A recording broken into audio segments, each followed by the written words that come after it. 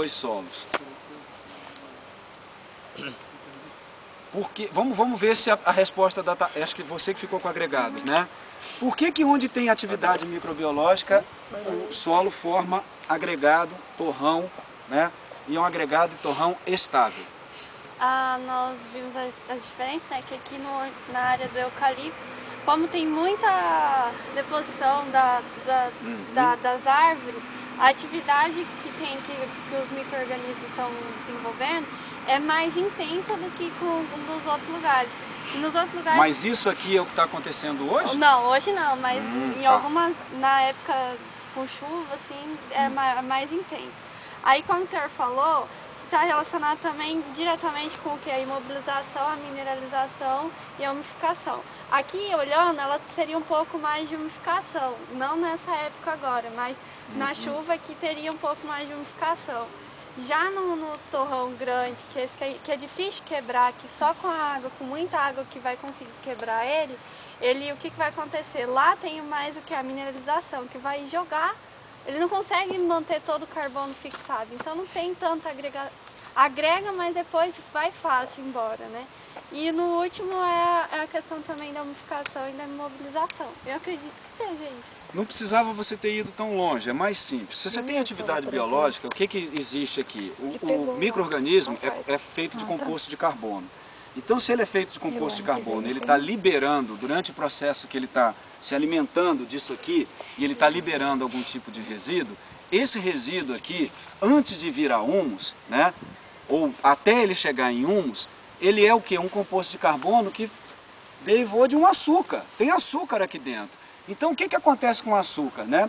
Ele gruda. Então, gruda uma partícula, gruda outra, gruda outra. Acontece que precisa, quando tem matéria orgânica, né? Quem está juntando todas essas partículas, todo esse torrão, ele ficou grande desse jeito, e aqui onde tem matéria orgânica, ele ficou desse jeito.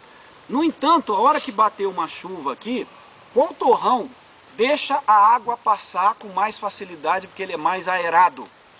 É esse aqui. Então, o que acontece com esse torrão aqui, que tem pouco carbono grudando ele como açúcar, né? Ele se desfaz na presença de água, né?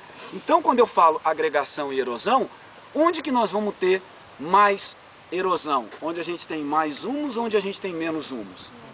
Onde tem menos humus, tá? Então, onde tem um carbono que sobrou e ficou aqui, que não forma esse tipo de agregação, né?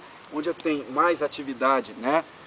Quer dizer, mais atividade, onde você tem mais formação de carbono residual, que passou por atividade microbiana, mas não completou a digestão, a mineralização, sobra isso aqui. Essa sobra faz o quê? Junta areia, junta argila, junta silt, forma um torrão ou um agregado. A formação desse torrão ou agregado faz o quê? Aqui, Rodrigo, a penetração de ar aqui é muito mais fácil do que aqui. Então, se passa ar, passa água.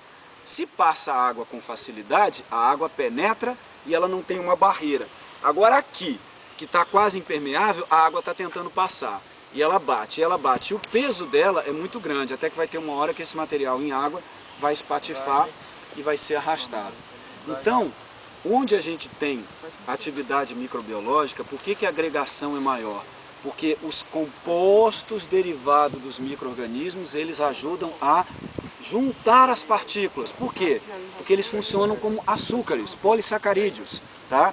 E onde você não tem isso, quem é que consegue fazer isso? A argila. Se for argila 2:1, ela faz isso com tranquilidade. Esse 6-quióxido que está aqui, por que ele está conseguindo fazer esse torrão? Porque esse torrão já se destruiu e ele ressecou e alguém pisou nele e ele ficou moldado desse jeito. Isso não é o estado natural daquele solo, mas ele está o quê? Perdendo uma agregação própria do quê? De presença de ferro e alumínio. Ferro e alumínio é péssimo para a planta, né? Não segura nutriente, mas é ótimo para a estrutura, deixa a estrutura granular. E tudo que é granular passa mais ar, passa mais água, sofre menos erosão. Tá certo? Igual a gente viu lá no milho, né? Porque o solo lá é mais compactado. Embora tivesse os pedaços outros, mas era por mecanização. Não porque por se a gente tivesse ele no estado original, ele até não seria tão ruim, tá certo? Retenção de umidade ou período seco. Quem ficou com essa? Acho que o senhor não falou, não. Não falei dessa? Quem é que pode me explicar agora, diante dessa outra? Fica fácil, né? Que qual solo, né, desses três aqui acaba tendo uma retenção de umidade melhor? Bananeira. Tá? Na área das bananeiras, a gente pensa que da forma que está lá hoje, né, existe como reter mais umidade. E o que vocês percebem? Quanto mais matéria orgânica, né, mais superfície de contato. Então a argila segura a água? Segura. Mas se você tem argila e matéria orgânica na forma de humus, com aquelas várias áreas de cadeia de carbono, a água chega e encosta. Agora, onde você não tem essas cadeias de carbono, tem água aqui em grande quantidade? Não tem. Tá? E é o que infelizmente está acontecendo aqui. Esse eucalipto, se ele quiser água, ele está buscando numa camada bem mais profunda. Porque na superfície, devido a ter pouca atividade biológica, tem poucos compostos de carbono para ajudar a segurar a água. Tá certo? Onde está havendo liberação imediata de nutrientes maior? Na área do milharal lá. Como você disse, a atividade do microbiano é bem mais alta. Então, vai ter uma liberação, ele vai consumir toda a matéria orgânica de uma vez e liberar nutrientes de uma vez. Só tem que a planta vai pegar esse nutriente e o resto vai ir com a chuva. Se a gente pensar, comparando, deixa o eucalipto quieto, porque aqui está havendo pouca mineralização. Tá ótimo, Fabíola, tá no caminho perfeito. Então, se a gente pegar aqui agora e colocar, né, a área do bananal e a área do milharal, e eu fiz mudar essa pergunta da seguinte forma para você. Fabíola, onde existe uma quantidade de nutrientes maior sendo liberada que a cultura poderia aproveitar? Do bananal. Por quê? Porque lá tem mais matéria orgânica. Tem mais resíduo que está se transformando em matéria orgânica. Resíduo. Então, a liberação, o pulso de liberação é mais intenso no milharal. Mas hoje o milharal, aquele milho lá, será que ele está vivendo só da decomposição do matinho que existia lá e eles tacaram um herbicida lá? De jeito nenhum, tá? Lá ele está dizendo, olha, pelo amor de Deus, não estou encontrando nutriente nenhum. Esse solo é sesquioxídico, né? E ainda não tem matéria orgânica aqui, então como é que vai ter nutriente retido ali para aquela planta absorver? Então, se houve mineralização, ela saiu, a planta pegou o que tinha e o que ela não deu conta de pegar, ó, perdeu, tá? Acabou-se. Por que mesmo que a gente viu que lá embora no bananal não tenha tanta quantidade de matéria, de biomassa assim no solo, tem a maior quantidade de matéria orgânica do que aqui? A quantidade de resíduo que chega, né, e a forma como que o milharal, o bananal está, né, e a forma como que ele veio sendo cuidado, né, e vamos analisar o quê? Vamos analisar um componente que toda vez que a gente fala de matéria orgânica, a gente fala desse. Esse eu não tenho que ficar brincando de adivinha com vocês não. Relação carbono-nitrogênio. Qual material é mais palatável para o micro-organismo transformar e quebrar as cadeias de carbono? Uma casca de eucalipto ou uma folha de bananeira? Na folha de bananeira, Rodrigo, inclusive, quando você corta, tem água dentro. Tem uma quantidade de água enorme que não tem aqui, né? Então a proporção de água que tem aqui torna esse material muito mais difícil de decompor. Aí você olha assim, mas aqui tem muito mais do que lá, né? Mas lá pode estar havendo mais liberação de nutrientes do que aqui, né? Por que aqui está sobrando resíduo e lá a gente vê os resíduos nos diferentes estágios de decomposição, né? Porque aquele resíduo tem uma relação carbono-nitrogênio muito mais o que, gente? Muito mais larga ou muito mais estreita? O Fernando entendeu. É bom vocês entenderem também até o dia, né, 4 de junho, que é a nossa avaliação, tá? Para poder não se confundir na prova com esses termos técnicos. Estreito quer dizer que proporcionalmente lá tem mais nitrogênio, torna o material mais suculento, mais fácil de se decompor. E aqui não, aqui a decomposição parou, tá? Parou, tá? Até porque também, ó, o que acontece? Essa planta aqui demanda uma quantidade de água, pelo tamanho que ela tem, muito maior até do que o bananal, tá certo?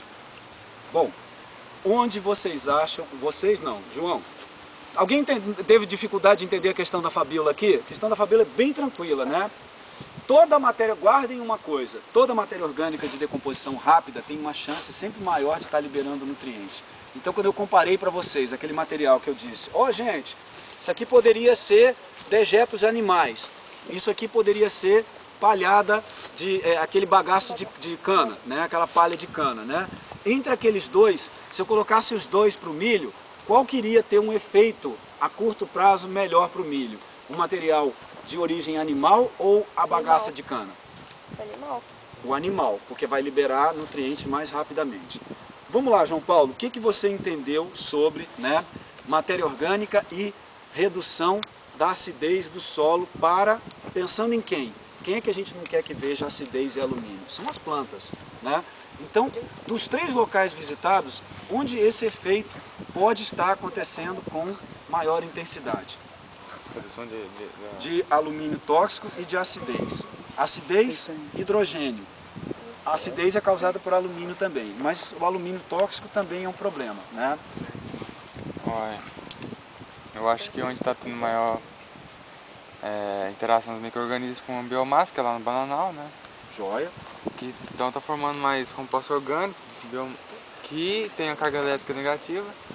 Olha, isso aí para mim tá ótimo. Lembrou do sinal da carga elétrica. Alumínio e hidrogênio que causam acidez tem carga elétrica positiva. Se a matéria orgânica tem negativa, ela vai atrair, vai imobilizar toda essa... Então, enquanto existe imobilização, olha que interessante, tem alguns compostos que eles guardam matéria orgânica e vão guardar alumínio. Vamos ver se vocês raciocinam agora. Todo mundo está sacando que a quantidade de humus aqui é muito maior? Vamos supor que naquele solo do bananal ou aqui nessa área do eucalipto a gente tem uma quantidade menor, né? Onde que tem mais alumínio livre podendo incomodar a planta? Onde tem mais humus, onde tem menos humus. Tá? Então, onde tem menos humus, sinto muito, o alumínio e o hidrogênio incomodam mais. Né? Não tem aquela brincadeira, um elefante incomoda muita gente, aqui não incomoda tanto. Né? Por quê? Porque além da argila, você tem uma quantidade grande de material orgânico, tá? Que tem carga elétrica e vai fazer isso que o João Paulo percebeu. E aí, uma dica na apresentação que está lá. Existe uma forma da matéria orgânica se ligar que é diferente daquela história trocável. O trocável é aquele que é uma parede, você chega aqui, vem outro, sai daí, é trocável, né? Com a matéria orgânica, né, é a história do quelato. Então o quelato é como se, ó, calma, ninguém vai levar isso para o sentido da maldade, mas a gente segura aqui e o João Paulo segura as 2 pernas, a Thaís foi quelada, né? Então pegaram a Thaís pelos, né? Então ela não mexe mais, ela formou um composto orgânico que ela está presa. Isso que é um quelado, botaram a Thaís na gaiolinha, né? Então se a Thaís fosse um átomo de alumínio e ela ficasse presa na matéria orgânica, a matéria orgânica prende por 4 pontos, 4, 5, 6, quantos forem possíveis de existir reação química. Então muitos metais, e o alumínio tem esse caráter de semimetal, ele fica preso na matéria orgânica. E como a matéria orgânica leva um tempo para decompor, isso pode diminuir o efeito de acidez e de toxidez no solo. Tá certo? Quem ficou com essa? Adubação ao longo do tempo. Efeito residual dos nutrientes. Aumento da caixa. Foi você, né, Fernando? E aí, Fernando? O que está acontecendo comparativamente aqui entre as 3 áreas?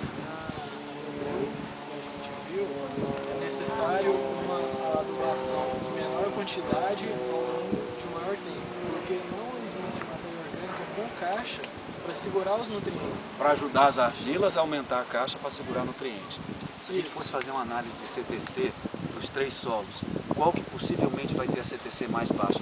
Mais baixa seria da mineralização. Do local que a mineralização é mais alta, que o Fernando está falando em código aqui, né? Está falando difícil, é a área que tinha o milho. É a área do milho. E lá a facilidade de lixiviação é muito maior, porque não tem a cobertura que vai impedir isso é um da efeito água físico passar importante. muito e vai levar os nutrientes, porque ali não tem planta, mas se tivesse milho lá, ele absorveria um pouco do nutriente, não iria ser guardado na matéria orgânica porque não tem, e o resto ia ser tudo lixiviado. Olha o movimento que ele fez, ia ser tudo lixiviado. Ele fez esse movimento. Lixiviação, Fernando, é assim. Então quando você fizer esse movimento assim, vai ser tudo carreado ou erodido, tá bom? Erosão nesse sentido, lixiviação nesse sentido. Assim. Acontece com pouca matéria orgânica na forma de humus. Acontece só um dos dois ou acontecem os dois? Pouca matéria orgânica na forma De humus. O humus, ele vai segurar mais os nutrientes, certo? Então, a lixiviação vai ser menor. E, aí, Você não pode ter E a erosão? A Também erosão ou não? Com o humus também vai ser menor a erosão, Só estou porque te ele vai testando segurar. nisso. Os dois processos diminuem, porque você deixa a água passar devagar e ela vai interagindo, tá certo? E ela forma os conglomerados. Também, Resumindo, gente, o que o Fernando colocou, quando a gente tem, né, matéria orgânica passando, olha só que interessante, ali nós não temos uma grande quantidade de humus, mas a gente sabe que dos 3 locais, onde que os micro-organismos, né, não pararam, né, de trabalhar ainda, ou seja, ainda tem mineralização, ainda tem imobilização, então a matéria orgânica está sempre mudando de lugar, então sempre tem um local de geração de carga elétrica para você segurar nutriente. Então hoje, onde tem uma reserva mais duradoura de nutrientes, lá. Mas se a gente vier aqui no período da chuva e a gente analisar aqui, à medida que esse material volte a mineralizar, pode ser que eu aumente também a reserva de nutrientes. O problema é que a quantidade de nutrientes que sai dessa casca aqui é muito menor do que a que sai da folha de bananeira. Então não vamos esperar que o eucalipto consiga viver somente dos seus resíduos, mas ele ajuda, tá certo? Estamos na penúltima, né? Pesticidas, né? O que acontece quando eu jogo um pesticida num solo que tem pouca matéria orgânica, diferente de um solo que tem mais matéria orgânica e mais atividade biológica? Vamos ver onde a Vanessa chegou. Ó, gente, ela pegou a questão mais difícil, tá? Então vamos lá. Eu não sei não. Gente, pesticida é um carbono, só que é um carbono fabricado em laboratório. Só que o micro-organismo foi informado disso. Você chegou para o micro-organismo, olha, aquele carbono ali é estranho. Quando ele olha, isso aqui é carbono. Então quando chega um pesticida no solo, ele chega com cara de resíduo orgânico. Então qual é a história que vai acontecer aqui? Eu pergunto a você, Vanessa, vamos ver se você raciocina junto comigo aqui, né? Se dos 3 solos que você está vendo, que um tem mais atividade biológica do que o outro, um tem um pouquinho mais de humus do que o outro, um tem bastante resíduo do que o outro, nos 3 você vai ter que jogar um produto químico aqui. Qual é a preocupação de nós hoje? Não sermos acusados de estarmos contaminando o meio ambiente. Como? Matando os micro-organismos do solo, tá? E matando outro tipo de vida, matando minhoca, matando abelha, né? Matando outro tipo de... contaminando a água do lençol freático. Então o que é interessante no caso do pesticida? Que ele se degrade, que ele vire CO2, tá? Que ele se decomponha, né? No entanto, né? Vamos imaginar nessas 3 áreas que a gente viu, onde você poderia estar colocando algum pesticida no solo e está dizendo assim, aqui eu estou tendo menos risco desse pesticida, né, causar um dano aos seres vivos e um dano à água do ambiente. Porque se nenhum micro-organismo comer isso aqui, ele vai passando direto. E ele persiste naquela molécula feita para matar. O mineral não tem. O micro-organismo de repente vai olhar aquele carbono ali, eu não sei se ele vai comer todo aquele carbono. Aí vocês vão ver informações sobre o uso de glifosato e tal, que vai vir na área de vocês. Mas imagina um composto mais difícil, né? Um herbicida que não seja o glifosato. Se ele não for atacado pela biota do solo, ele passa batido. Então hoje, no atual momento, a área do bananal é aquela que oferece menos risco. Por quê? Porque ali tem imobilização. Então o micro-organismo vai fazer o quê? Me dá esse carbono aqui que eu vou tentar comer. E a hora que ele faz isso, ele está fazendo um favor para a gente. Às vezes o composto é tão violento, que o favor que ele faz ele se lascar. Gente, quando o pesticida mata a própria biota do solo, nem a empresa que vende ele, ela fica com medo. Aí vocês veem lá na tarja do pesticida, esse é tarja vermelha. Por quê? A classe toxicológica é alta, porque ele pode matar desde seres vivos e nós principalmente. Agora, se ele tem uma tarja verde, significa o quê? Que ele degrada rapidamente. Mas quem é que ajuda o pesticida a degradar? Tem que ter micro-organismo comendo. Onde a gente viu o micro-organismo trabalhando hoje? Lá no bananal, na área do milho. Se ele trabalhou, agora não estava, porque não tinha nem o que comer, né? E aqui ele não está trabalhando por falta, né, de umidade e um resíduo muito difícil. Aqui poderia ficar em segundo lugar, porque vamos dizer que eles estão dormentes, né? Enquanto não tiver umidade, o pesticida não degrada. Então qual é o barato que está por trás aqui dessa informação? O pesticida é uma molécula orgânica. Então a matéria orgânica vai fazer o quê? Tem coisa que o produtor nem gosta, que ele diz assim, quando tem matéria orgânica aqui, né, eu vou ter que colocar uma quantidade de pesticida muito maior. porque esses micro-organismos ficam atrapalhando. Porque o que é feito para matar, a parte dele se degrada. Mas olha o que é positivo quando você tem matéria orgânica e atividade biológica. Você tem certeza que aquele produto seu não persiste no ambiente com capacidade de matar e de contaminar o ser humano. Então ele vai virar CO2. Então onde ele pode passar por imobilização e mineralização, isso é interessante, tá? Então as empresas que produzem produtos químicos, algum de vocês pode trabalhar numa empresa dessas, né? Uma coisa que o cara tem em mente: quanto de matéria orgânica, como é que é a atividade biológica desse solo? Solo que micro-organismo trabalha, ele pode ajudar a decompor o pesticida, tá? Isso é importante, ok? Última, humus. Vou simplificar a pergunta para você, Arthur, né? E pedir que outros também. O humus parece ter muita parte boa ligada à parte de física, né? Ajuda a reter água, ajuda a água a passar, ajuda a agregar o solo. Arthur, do ponto de vista químico, isso aqui pode ser um empata? Isso aqui pode, vamos dizer que se você estivesse plantando banana numa terra dessa, comparado com aquela lá. O produtor da área de banana, que é uma planta que ainda cresce muito mais rápido do que o nosso amigo aqui, ele vai reclamar de alguma característica química aqui desse humus? Cheiro. Esta parte da matéria orgânica aqui retém bastante. E ela está liberando isso rapidamente. Existe liberação rápida aqui? Então o Arthur matou isso aqui, que é importante. Humus é uma parte da matéria orgânica feita para guardar. Então se o humus não for degradado, tá? Se eu não mexer com isso aqui, eu colocar calcário, aerar, aquecer e fazer tudo, isso aqui é de difícil decomposição, porque isso é a parte estável. Então quando você tem física boa devido ao humus, a química fica ruim. Qual é o pH disso aqui? É ácido. Por quê? Não está segurando o hidrogênio e alumínio que o João Paulo falou ali? Tá. Vai liberar o nitrogênio, fósforo, potássio, cálcio, magnésio aqui dentro? Vai liberar a conta gotas. Se for uma cultura que cresce rápido, ela vai reclamar. Então o humus é muito interessante para que tipo de cultura? Aqui, ó. As que crescem mais lentamente, que são as culturas que vocês trabalham. Tá certo? Se jogar um calcário assim, dar uma calagem boa, ele vai liberar os nutrientes. Vai ativar a biota do solo a tomar coragem de comer uma matéria orgânica difícil. Mas vai liberar 100%? Não. Porque o humus, que tem 3 categorias, ele é feito exatamente para isso, João Paulo. Ele foi feito para não jogar todo o carbono dele para a atmosfera, senão começa a virar zona, né? Então isso aqui resiste a várias interferências humanas.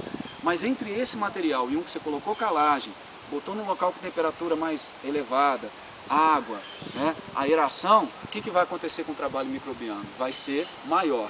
Só que o que vai acontecer com a quantidade de matéria orgânica aqui? Vai reduzir, tá certo? Bom, para encerrar então a aula, gente, o que a gente vai ver? A gente está vendo aqui que os nossos solos tropicais têm pouca matéria orgânica. Então, um dos caminhos é a gente utilizar matéria orgânica no solo sob forma de resíduo. E a gente tem vários resíduos de origem animal. Os brutos, que são os estercos animais, os dejetos animais de indústria, né? Curtume, frigorífico, né? Até abatedouro gera resíduo, né? Tem os de origem vegetal, que tem aqui, ó, a serrapilheira, que vocês, principalmente a área de vocês, nunca vai desprezar. Tem as palhadas de espécies agronômicas, a cana, o milho, as leguminosas de adubação verde, que é o feijão de porco, a crotalária, a mucuna, né? Parte desse material pode ser processado, então você vai numa indústria de suco de laranja, ela quer jogar o resíduo em algum lugar, ela não vai jogar na água, ela vai jogar no solo. Isso é fazer adubação orgânica? É. Isso mexe com matéria orgânica? É. A indústria da cana faz o quê? Não, vou produzir vinhaça. Vai jogar vinhaça na água? Vai queimar a vinhaça? Não, vai jogar no solo. Isso é um resíduo orgânico, tá? E na cidade a gente produz uma quantidade de merda que não acaba mais. A gente produz esgoto quando tem coleta, né? Senão vai, né, a céu aberto. A gente produz lixo. E por mais que a gente cada vez consuma produto industrializado, no nosso lixo vai resto de comida também, né? Então a gente tem de diferentes procedências resíduos orgânicos que todo mundo diz assim, quem é que vai usar? Ah, é o povo que mexe com planta, porque vai jogar no solo e vai servir de adubação. No entanto, o que acontece quando a gente usa esses resíduos puros?